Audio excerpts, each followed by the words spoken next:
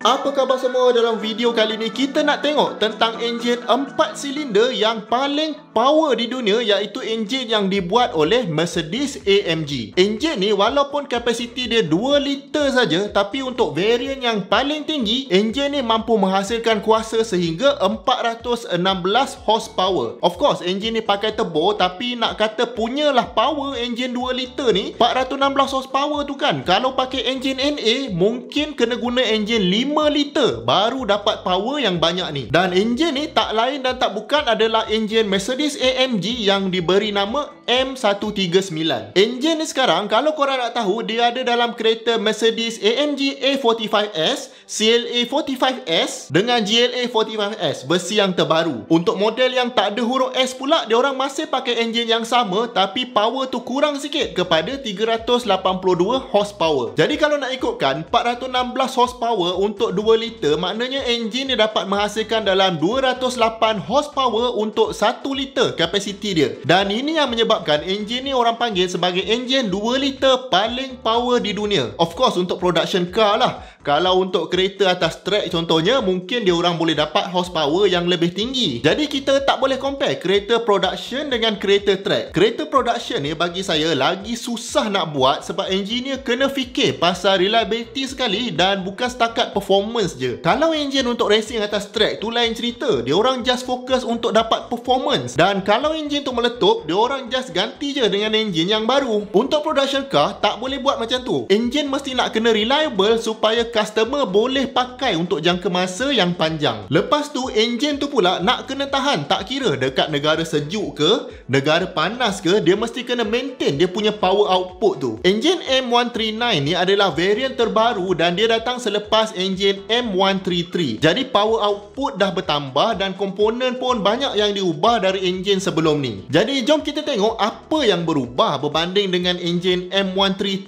ni dan apa yang AMG ni buat sebenarnya sampai enjin M139 ni boleh keluarkan power output yang sangat banyak. Pertama sekali, kita mesti tahu yang AMG ni macam Mercedes-Benz punya performance division lah. Dan kereta-kereta AMG ni biasanya kita dapat tahu daripada nombor model dia. Kalau model Mercedes tu ada 2 nombor saja, maknanya kereta tu kereta AMG yang proper lah. Contohnya untuk A-Class, version yang AMG punya model dia adalah A45 ataupun A45S. Dan S tu kira varian paling tinggi lah, lebih power dari yang tak ada S. Harga pun yang S ni confirm lagi mahal. Kalau bukan AMG, mungkin nama A-Class ni adalah A220 atau A180 contohnya. Tapi ada juga kereta Mercedes yang 3 nombor tapi dipanggil AMG line. AMG line ni maknanya kereta tu didatangkan dengan hiasan-hiasan yang ada dalam kereta AMG lah. Cuma enjin dalam kereta AMG line ni enjin biasa. Dia bukan enjin AMG yang proper. Okey, cukup pasal nama. Sekarang kita nak tengok enjin AMG M139 ni. Enjin ni adalah sebuah enjin inline 4 yang di-upgrade dari enjin AMG M133. Tapi enjin M139 ni engineer AMG naikkan lagi compression ratio supaya dapat lebih power dan lebih efisien. Enjin block dia pula adalah enjin closed deck, di mana keliling silinder tu tak terbuka banyak untuk coolant lalu. Biasanya kalau enjin yang guna turbo dan power dia banyak yang melampau, memang engineer akan pilih untuk pakai enjin closed deck. Sebab enjin closed deck ni structural integrity dia lebih kukuh berbanding dengan open deck. Enjin tu lebih kuat. Dan teknologi untuk enjin ni AMG kata dia orang ambil dari kereta racing dia orang lah. Cuma kelemahan dia, ruang untuk coolant lalu tak sebanyak open deck design. Jadi dia orang kena tambah teknologi lain untuk sejukkan enjin ni. Kejap lagi saya cerita pasal cooling. Jadi kalau nak dibandingkan dengan enjin yang sebelum ni, apa yang dia orang buat adalah dekat kereta tu,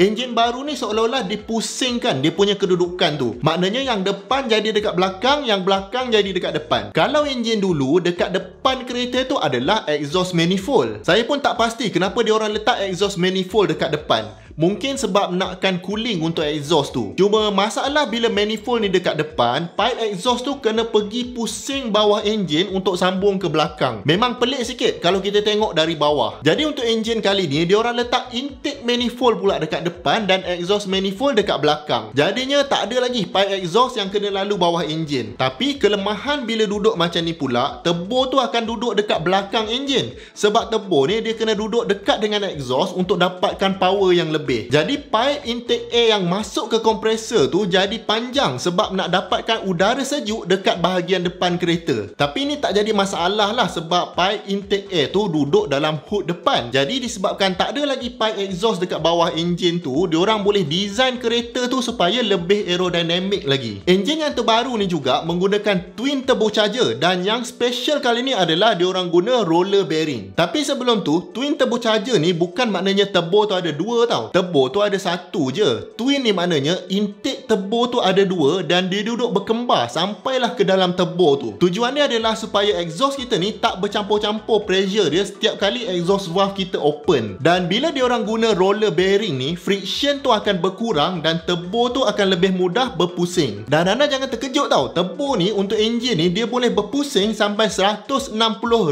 RPM. Lebih kurang 2,700 putaran sesaat. Cuba imagine kejap laju mana tu. Wastegate untuk turbo ni pula, instead of guna pressure untuk buka tutup, dia dikawal secara elektronik supaya respons dia lebih cepat dan tepat. Dan turbo ni disejukkan sama ada oleh udara, minyak dan juga air. Sebab enjin ni memang panas tau. Maksud saya lebih panas dari enjin biasa sebab tekanan dia sangat tinggi. Jadi enjin memang kena sistem penyejukan yang power. Dekat silinder enjin ni pula, AMG guna satu teknologi yang dinamakan nano slide cylinder coating. Tujuan dia of course lah untuk kurangkan friction. Dan coating ni akan menyebabkan silinder dalam enjin tu, kalau kita tengok, memang nampak berkilat. Dia tak nampak macam silinder biasa. Dan teknologi coating ni juga sekarang digunakan dalam kereta F1 Mercedes. Dari segi cylinder head pula, diorang dah adjust kedudukan spark plug dengan fuel injector tu supaya exhaust valve boleh dibesarkan lagi. Jadi apa yang berlaku bila exhaust valve makin besar ni, maka lagi banyak dan lagi cepatlah udara kotor dalam silinder tu dapat keluar dan lagi power lah turbo tu. Dan untuk guna fuel injection pula, AMG guna kedua-dua port dengan direct fuel injection untuk deliver minyak ke dalam silinder. Beza kedua-dua sistem ni adalah port injector tu maknanya minyak disuntik sebelum inlet valve dan direct injection pula maknanya minyak diinjek masuk terus ke dalam silinder masa tekanan tengah maksimum. Baik, dan satu lagi sistem dalam enjin ni yang kita nak tengok adalah cooling system. Sebabnya bila enjin ni produce power output yang sangat besar sedangkan package dia kecil, maknanya haba akan berkumpul banyak dekat enjin tu. Jadi enjin ni dia menggunakan dua radiator, satu dekat depan macam biasa, satu lagi ada dekat wheel arch dia. Kemudian ada juga air to liquid intercooler untuk turbocharger.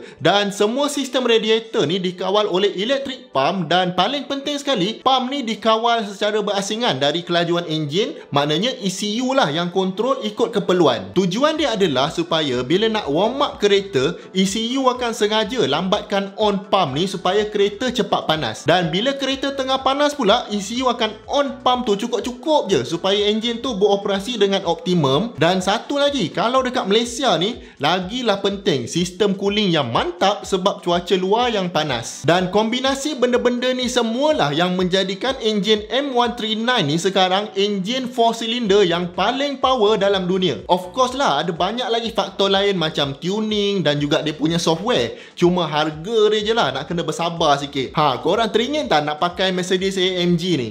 Ke lagi minat BMW M Series? Jangan lupa tinggalkan komen anda di bawah dan kalau anda dapat belajar sesuatu dari video ni, saya hargai sangat kalau anda dapat bantu kami dengan 2 klik. Klik butang like dan klik butang subscribe. Jumpa lagi di video yang akan datang. Assalamualaikum.